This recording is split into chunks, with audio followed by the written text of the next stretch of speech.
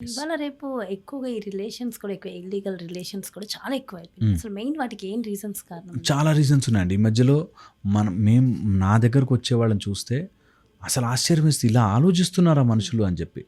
ఆహ్, నాకెక్కువ time spend చేయట్లేదని, నా దగ్గర చాలా డబ్బులున్నాయని, లేకపోతే నాకిది నా ఇష్టం, నా లైఫ్ నా ఇష్టమని ఇట్లా వస్తున్నాయి. రూల్స్ అన్నీ గూడా నా దగ్గర డబ్బులున్నాయి. ఐ ఇది హ్యావ్ ఒక్కటే ఎనఫ్ రీజన్ ఎడిక్వేట్ ఒకటేం లేదు. I have adequate money. నేనేం చేసుకుని నా జీవితం అయిపోతుంది లైఫ్. నా ఇష్టం వచ్చినట్టు బ్రతుకుతాను. My life my rules. ఈ టైప్‌లో కొత్తగా ట్రెండింగ్ చేసుకుంటూ చాలా జరుగుతున్నాయండి. అసలు మాటలతో చెప్పలేం. అదే. ఒక్కొక్క ఎపిసోడ్ నేను చెప్తే ఇలా ఉంటారా మనుషులు, ఇలా ఆలోచిస్తారా, ఇలా చేస్తున్నారా, మనకింక మనుషులకి, జంతువులకి తేడా ఏంటి అనేటట్టుగా జరుగుతుంది.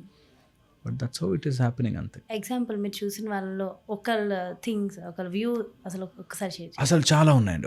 ఒక వైఫ్ అండ్ హస్బెండ్ మధ్యలో ఇద్దరు 1 బై 1 కౌన్సిలింగ్‌కి వచ్చి, ఓకే. ఇద్దరూ కూడా వేరే వేరే వాళ్ళతో ఇల్లీగల్ రిలేషన్‌షిప్స్ పెట్టుకొని, ఓకే. ఇద్దరూ కూడా ఆమె తప్పు అని ఈమె తప్పు అని ఆయన. ఇద్దరు ఇంటికొస్తే మాత్రం చాలా అసలు నేను నీ కోసమే నేను బ్రతుకుతున్నాను అనేటట్టుగా ఉంటారు. Oh my God. Okay. And వాళ్ళిద్దరూ కూడా ఏదో ఒక రోజు నేను ఇది ఎండ్ చేసేసుకుని, మరి అలాంటప్పుడు ముందే ఎండ్ చేసేసుకోవచ్చు కదా, ఎందుకు?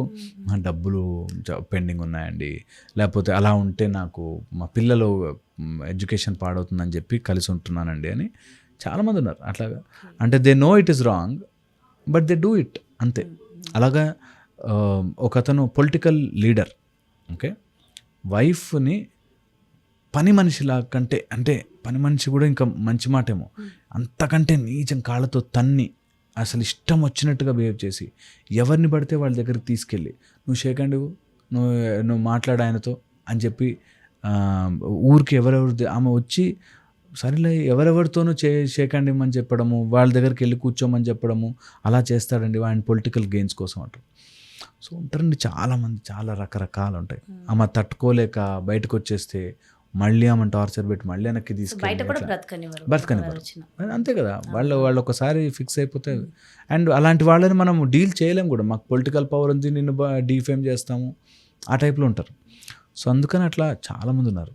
ఇబ్బంది పడేవాళ్ళు, మందుకి బానిసైపోయి ఫైటింగ్ అయిపోయిన వాళ్ళు, డ్రగ్స్కి బానిసైపోయి ఫైటింగ్ అని. ఈ మధ్య అయితే కొత్తగా మాకు బాగా చూస్తున్నది ఈ బెట్టింగ్ యాప్స్. హస్బెండ్ ఒక 50 lakhs to 80 lakhs తన బంగారం కూడా తాకట్టు పెట్టేసేసి బెట్టింగ్ యాప్లో ఆడేసి, నీకెందుకే, నాకు వస్తే డబ్బులు అప్పుడు చెప్తాను నీ సంగతి అనేటట్టుగా. భార్య అడగకూడదు, అడిగితే నీకెందుకు, నీకేం తెలియదు అని. అలాగే చాలామంది ఉన్నారని, చాలా అంటే చాలా అన్బిలీవబుల్ ఉన్నారు. ఇంకా బయటకు వెళితే ఆల్రెడీ మ్యారేజ్ అయిపోయిన వాళ్ళని, వాడు 45-50 ఉంటాడు, 25 years అమ్మాయిని ప్రేమించానంటాడు. మ్యారేజ్ చెప్పకుండా. అట్లాగా చాలా ఉన్నారు. చూసి తట్టుకోలేం మనం. కొన్ని విషయాలు అయితే మేమే ఎలా అయిపోతున్నారు ఏంటి, వై సో బ్యాడ్ అని. అమ్మాయిలు అలానే అయిపోతున్నారు, అందరూ. అబ్బాయిలు కూడా అలాగే. అందుకని నేను ఒక్కళ్ళని కాదు, అందరూ బోత్ సైడ్స్ ఉన్నారు. అలా బోత్ సైడ్స్ అట్లాంటివి జరుగుతున్నాయి. సో ఇవి మెల్లగా over a period of time ఏమవుతుందంటే, ఏమైతుంది సో వాట్ అనేటట్టుగా తయారవుతుంది. ఇప్పుడు మనకు డీసెన్సిటైజేషన్ చేశారు అంటే, ఫస్ట్లో ఎక్కడైనా ఒక రేపు జరిగితే అమ్మో రేప్ అన్నాడు. ఇప్పుడు ఏముంది, వెనకాల లాస్ట్ పేజ్లో ఎక్కడో చిన్న బిట్ వస్తుంది అంతే, రేపు జరిగింది అని. అంత కామన్ చేసేస్తున్నారు, అది చేయకూడదు.